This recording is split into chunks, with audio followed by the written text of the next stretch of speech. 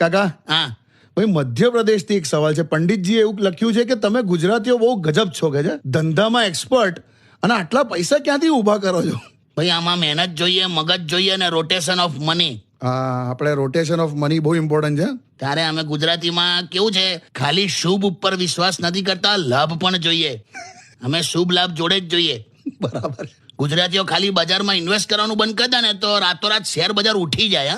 Correct. અને અમે તો નુકસાનમાં પણ નિરાશ નહીં થતા. ખરેખર. હા. હમણાં મને એક જણ કે યાર કે મારે કે બજાજના શેર નથી લાગ્યા, હા. પણ કે વાંધો નહીં કે હું એવા ગરબા રમીશ ને કે નવરાત્રીના લકી ડ્રોમાં બજાજની ઇસ્ત્રી, ટોસ્ટર, કેટલી તો લાગશે જ. અલા, આવું બોલ્યા બોલ.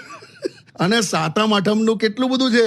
જબરજસ્ત. આપણે સાતમ આઠમમાં એટલું રમી નાખીએ છીએ, ઘણા કન્ટ્રીની જીડીપી એટલી નહીં હોતી. તારે આપણી ત્યાંની જ કહેવત છે ને, હારેલો જુગારી બમણું રમે સાચી વાત છે. ને તો બાતમી આપે.